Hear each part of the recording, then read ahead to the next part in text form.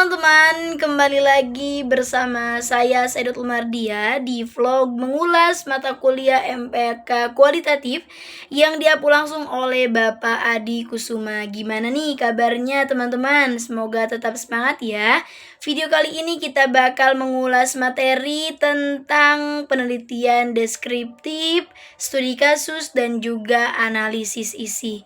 Apa sih yang dimaksud dengan deskriptif? Penggambaran yang dirancang untuk memperoleh informasi tentang suatu kasus atau gejala mengenai populasi, tentang suatu fakta berdasarkan cara pandang, kerangka berpikir pada suatu penelitian yang dilakukan. Nah, adapun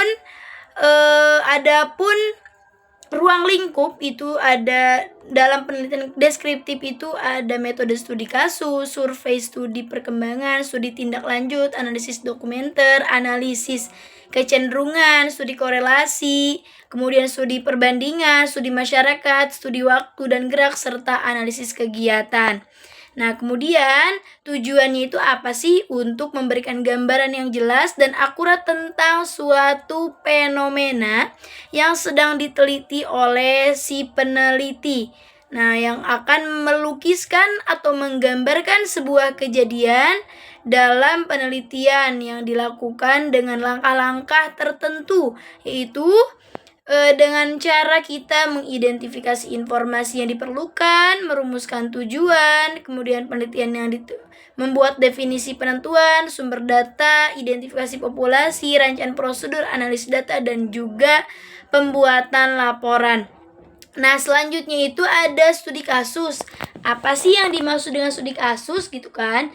Nah, jadi studi kasus ini adalah suatu rangkaian kegiatan ilmiah yang dilakukan secara intensif, terperinci dan juga mendalam tentang suatu peristiwa, aktivitas tentang perorangan, kemudian ada juga kelompok atau lembaga bahkan organisasi untuk memperoleh pengetahuan mendalam tentang suatu peristiwa dalam pengumpulan data studi kasus yang sedang kita teliti. Nah, kemudian dalam pengumpulannya itu bisa menggunakan dokumentasi rekaman, arsip wawancara, observasi secara langsung, observasi partisipan, kemudian ada perangkat fisik atau kultural.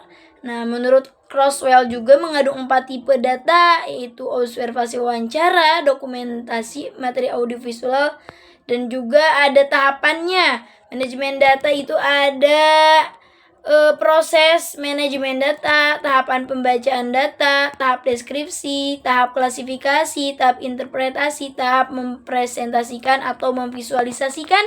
Nah, adapun langkah-langkahnya itu yang pertama penelitian itu menentukan tema kasus yang akan diteliti, kemudian kita baca kasus yang sedang ditelitinya dan rumuskan masalah, sempurnakan data yang sudah terkumpul, olah data, analisis data, kemudian ada dialog teoretikal, menyimpulkan penelitian, menyajikan penelitian yang berbentuk laporan.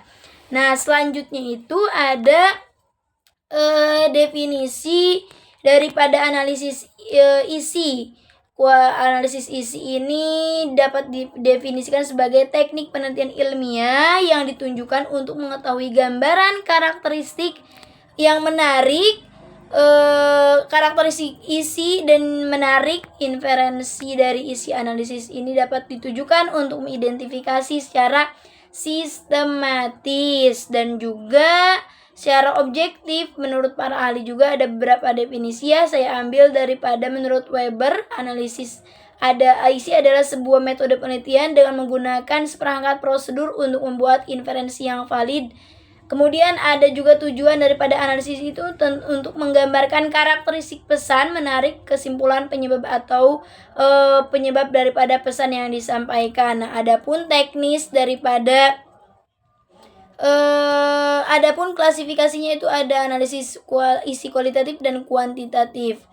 Nah, singkatnya menurut saya pribadi nih ya, jadi analisis deskripsi, kemudian studi kasus, dan juga analisis ini adalah sebuah kalau deskripsi itu kan menggambarkan suatu fenomena yang sedang diteliti, sedangkan kalau studi kasus itu lebih fokus pada peristiwa dan juga kasusnya secara mendalam. Kemudian kalau misalkan analisis isi ini, kita menganalisis isi pesan daripada yang disampaikan.